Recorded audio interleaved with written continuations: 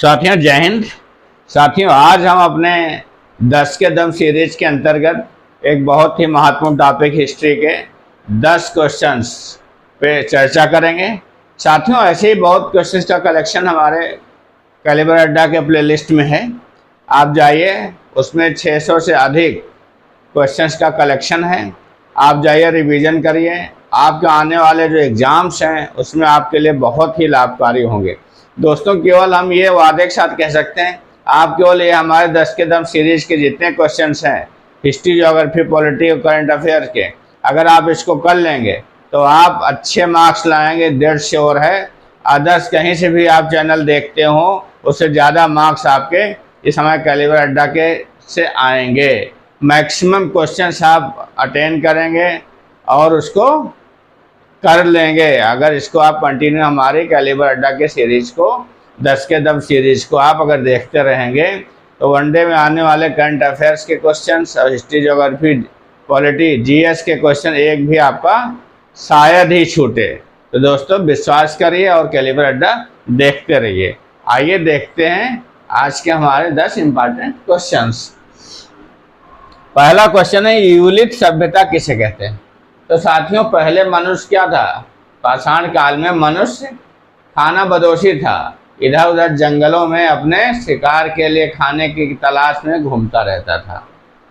और फिर क्या किया उसने? फिर धीरे धीरे उसने क्या किया? नुकीले पत्थर, आदमी जब खाता है किसी तरह दिमाग लगाता है कि क्या करना है, तो नुकीले औजारों का उसने आविष्कार कर लिया। तो जिस सभ्यता में नुकीले पत्थरों के औजारों का, नुकीले औजारों का मनुष्य ने आविष्कार कर लिया, खोज कर ली, उस सभ्यता को ही यूलित सभ्यता कहते हैं। जिस सभ्यता में पाषाण काल की है, जिस सभ्यता में मनुष्य ने नुकीले हथियारों का प्रयोग करना सीख लिया, उसे यूलित सभ्यता कहेंगे। इसमें क्या था? पहले शिकार कर नहीं पाता था, कहीं पत्थर मारता था, कहीं कुछ मारता था, लेकिन उसने धीरे धीरे क्या किया उसने सोचा कि अगर ये पत्थरों से ही उसने ईजाद किया, पत्थरों से ही रगड़ करके आग का आविष्कार इसने किया था। तो पत्थरों को उसने नुकीले पत्थर उसको और रहते बोला ऐसे पत्थर मारो रुक जाता है, और अगर इसमें कहीं धार हो जाए कहीं तो उसको नुकीला बनाया, पतला बनाया, पतला बनाते बनाते उसको नुकीला बना दिया, जिससे किसी मारता था, किसी का शिकार करता था जानवर का, उसको चुभ जाता था, वो जल्दी घायल हो जाता था और उसका शिकार वो जल्दी प्राप्त करता था। तो सब आदमी पेट के लिए करता था, तो पेट के लिए सब आविष्कार हुए हैं, भूख मिटाने के लिए। और जितना अब उसको स्वाद आता कि आग का आविष्कार होगा और स्वाद आया, इसी प्रकार से आविष्कार की कहते हैं कि आवश्यकता आविष्कार की जन्मी है। तो पेट सबसे बड़ा आवश्यकता। अगर आपके भूख ना लगे, आप कुछ काम ही ना करें, बस मस्त सोते रहें, घूमते रहें। दूसरा क्वेश्चन है हमारे साथियों, महाराजा अमर सिंह कौन थे? अमर सिंह का नाम इतिहास में बहुत ही उससे लिया जाता है गर्व के साथ, क्योंकि ये महाराणा प्रताप सिंह के क्या थे? लड़के थे, उत्तराधिकारी थे। इनका जन्म हुआ था 1549 ईस्वी में, और ये कब शासन में बैठे? 23 जनवरी 1597 पे शासन से बैठे और 26 जनवरी 1620 तक इन्होंने शासन किया। और अकबर को नाको चने चबाते रहे। अकबर पहले 1605 तक जिंदा रहा तब तक, और उसके बाद जहांगीर इससे बहुत परेशान रहा, क्योंकि मेवाड़ पे मुगलों के लगातार आक्रमण होते रहते थे, क्योंकि वो मेवाड़ पे मुगल अपना पूर्ण रूप से आधिपत्य नहीं जमा पाए थे। महाराणा प्रताप गुरिल्ला युद्ध करते रहते, पहाड़ियों छिप जाते थे, घास की रोटी खा करके उन्होंने, लेकिन लड़ाई अपनी नहीं छोड़ी। अपने देश के लिए मर मिट जाने के लिए, आन बान शान के लिए, अपने स्वाभिमान की रक्षा की हमेशा उन्होंने अपने देश। तो अकबर कभी भी इतना बड़ा शासक था और वो नहीं शासन वो कर पाया, कब्जा कभी भी पूर्ण रूप से मेवाड़ पर आधिपत्य नहीं जमा हुआ। इसी में फिर उनके उत्तराधिकारी थे महाराजा अमर सिंह। इनका जन्म 1549 में हुआ था और 23 जनवरी 1597 में ये कब, ये महाराणा प्रताप के पुत्र व उत्तराधिकारी थे। और ये मेवाड़ के 13वें शासक थे। मेवाड़ के 13वें शासक किस वंश से थे? सिसोदिया वंश से। सिसोदिया वंश से, सिसोदिया वंश के शासक थे। कब बैठे थे? 23 जनवरी 1597 में सिंहासन बैठे थे। कब तक राज्य किया था? 26 जनवरी 1620 तक। तो ये भी बहुत वीर थे। मेवाड़ की रक्षा की इन्होंने, जहांगीर के आक्रमण को सहते रहे और अकबर के भी आक्रमण को सहते रहे इनको, क्योंकि अकबर महाराणा प्रताप के शासनकाल में आधिपत्य नहीं जमा पाया था। जब उनकी मृत्यु हो गई तो सोचा कि अब उसका पुत्र उनसे कमज़ोर है, लेकिन ये कहीं से भी कमज़ोर नहीं पड़े। बहुत ही वीर शासक ये भी साबित हुए। ये 13वें मेवाड़ के शासक थे। कौन से वंश से अगर आए क्वेश्चन तो सिसोदिया वंश थे और महाराणा प्रताप के पुत्र उत्तराधिकारी थे। इन्होंने 23 जनवरी 1597 से 26 जनवरी 1620 तक शासन किया। मनुची किसके शासनकाल में भारत आया? ये मनुची कौन था? ये मनुची कौन था? ये एक हमारा इतावली नागरिक था, यात्री था, मतलब इटली से आया था। ये इतावली कहा जाता है इटली के नागरिकों को। इतावली यात्री था। कब आया है? कब आया था भारत है? तो ये औरंगजेब के शासनकाल में और जहाँ उसके शाहजहां के शासनकाल में आया था। 1654 में भारत आया था। भारत आया था और बहुत दिन तक भारत में रुका था। ये औरंगजेब के शासनकाल में भी, इसके जहांगीर, शाहजहां और औरंगजेब के शासनकाल में।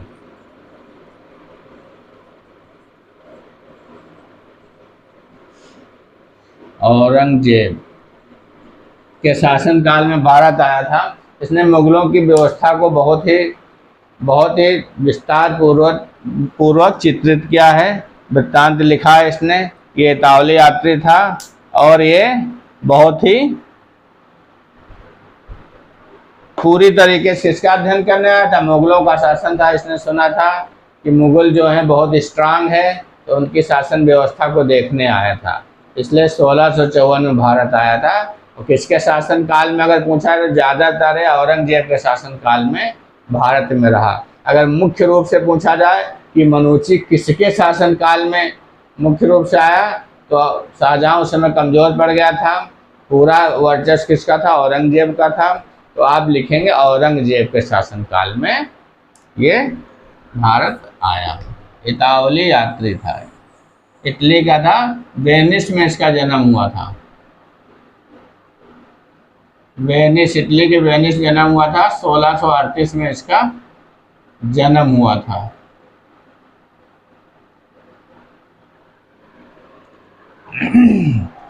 तब आप समझ लीजिए 1638 में इसका जन्म हुआ था। 1654 में भारत आ गया था आपका। 1654 में ही भारत आया था, बिल्कुल युवा अवस्था में आ गया था। लंपट मूर्ख किस बादशाह को कहा गया? लंपट मूर्ख एक इतिहासकार हमारे इरादत खां थे। इरादत खां ने जहांदार शाह को लंपट मूर्ख कहा। जहांदार शाह किसका उत्तराधिकारी था? बहादुर शाह का। बहादुर शाह प्रथम का उत्तराधिकारी था, बड़ा लड़का था। जहांदार शाह को कहा गया। जहांदार शाह। इसका शासनकाल कब था? 1612 से 1613 में शासनकाल था। फिर फारुखसियार ने इसको हुसैन बंधु की सहायता से इसको अपदस्थ करके इसकी हत्या करवा दी थी और अपना फर्रुखसियर राजा बन बैठा तो दिल्ली का शासक बन बैठा था, जिसका 1613 से लेकर 1619 तक शासनकाल रहता है फर्रुखसियर का। दीम जोन्स कौन था? ये एक यूनानी यात्री था, यूनानी यात्री था जो बिंदुसार के दरबार में आया था, बिंदुसार के दरबार में आया था, के शासन काल में आया था।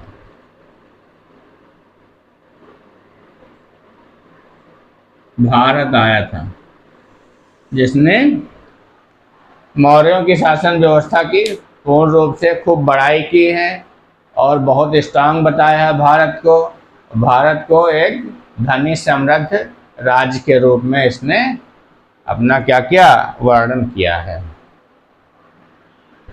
तो आप केवल ये जानेंगे एक यूनानी यात्री था तो बिंदुसार के शासनकाल में भारत आया था, केवल इतना आपको जानने की जरूरत है दीम जोन्स के बारे में, क्योंकि ये 273 ईसा पूर्व में आया था, 273 ईसा पूर्व में आया था आपका। अब आपका दसवंत व बसावन किसके दरबारी चित्रकार थे? तो अकबर के। अगला क्वेश्चन ये जो है हमारा, किसके थे? अकबर के, अकबर के दरबारी थे, दरबारी चित्रकार थे। और भी अकबर के चित्रकार थे, अबू समद भी बहुत फेमस है अकबर के चित्रकार। तो दसवंत बसावन ये अकबर के सबसे प्रिय दरबारी चित्रकार थे, इतने प्रमुख, इतने फेमस थे। कहते हैं कोई भी ऐसे चित्र बना देते थे तो लोग समझ नहीं पाते थे। अगर ये दीवार पे चित्र बना देते थे और अगर कोई देखते दूर से तो कुछ समझ नहीं पाता ये आदमी खड़ा है कि कोई चित्र है। तो इनके जीवंत इनके चित्र थे। राबिया उद दौरानी कौन थी? ये औरंगजेब की मुख्य पत्नी थी, औरंगजेब की प्रिय पत्नी भी कह सकते हैं। इनके याद में उन्होंने क्या बनाया था? औरंगजेब ने क्या बनाया था? जिसको नकल कहते हैं ताजमहल के औरंगाबाद में, बीबी का मकबरा। किस मुगल शासक का हरम सबसे विशाल कहा था? तो मुगल शासकों की तो शुरू से चले आ रही हरम के बारे में आप जानते हो क्या होता था? बहुत से दास दासियों का संग्रह होता था। जितनी सुंदर स्त्रियां होती थी राज्य की, उनको सबको हरम में, जिसको शासक पसंद कर लेता था उसको ला करके हरम में रख लेता था। और समझ लीजिए वो अय्याशी का एक प्रकार का अड्डा था इनका। तो अकबर को इतना महान शासक कहा जाता, लेकिन सबसे ज़्यादा विशाल का हरम इसी का था। 5000 दासियाँ इसके हरम में थी। आप ये समझ लीजिए 5000 दासियाँ थी इसके हरम में। तो अकबर का 5000 दासियाँ।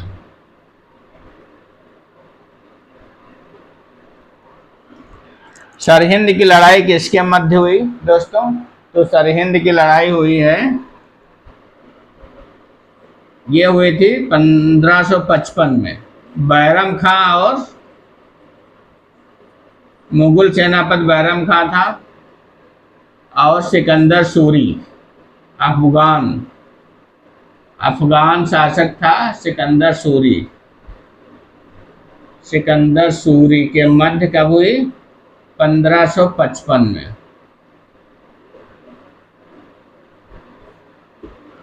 बहुत फेमस लड़ाई है। तो इसने बैरम खान ने अफगानों को हरा दिया था। उस समय से अफगानों का वर्चस्व लगभग खत्म हो जाता है सरहिंद की लड़ाई से। अकबर का जन्म कहाँ हुआ था? तो अकबर जब चौसा का युद्ध हुमायूं हारा था तो उसने कहाँ थी? तो उसने पठानकोट में जाके, अमरकोट जगह है सिंध प्रांत में इस समय पड़ती है पाकिस्तान में, वहाँ शरण ली थी राजा छत्रसाल के यहाँ, महाराजा छत्रसाल के यहाँ। वहीं पे अकबर का जन्म होता है। तो उमरकोट कहते हैं, अमरकोट भी लोग कहते हैं। तो उमरकोट का किला कहा जाता था, उमरकोट या उमरकोट भी कहते हैं।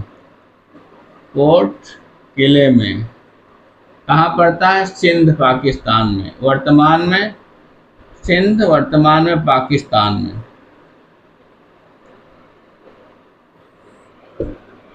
1542 में इसका जन्म हुआ था। तो दोस्तों ये रहे हमारे हिस्ट्री के 10 बहुत ही महत्वपूर्ण क्वेश्चंस। आशा है आपको समझ में आया होगा। अगर कोई भी डाउट्स हो किसी पे आपको क्वेश्चंस पे, तो आप हमें अवश्य कमेंट करिए हमारे कैलिबर अड्डा के कमेंट बॉक्स में, और हम उसका निवारण करेंगे, आपकी शंका का समाधान अवश्य करेंगे दोस्तों। और इसके अलावा हमारे बहुत से लेक्चर्स का संग्रह है साथियों, प्लेलिस्ट में जाके आप देख सकते हैं।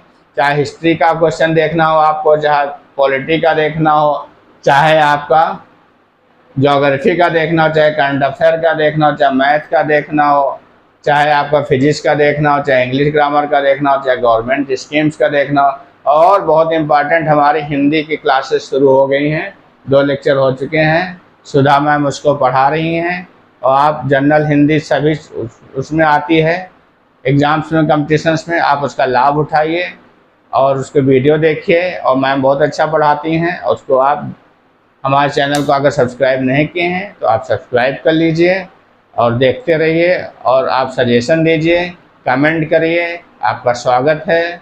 आप अच्छे मार्क्स पाइए, पढ़ते रहिए, बिंदास रहिए, मस्त रहिए, खुश रहिए, सफल होइए। जय हिंद साथियों।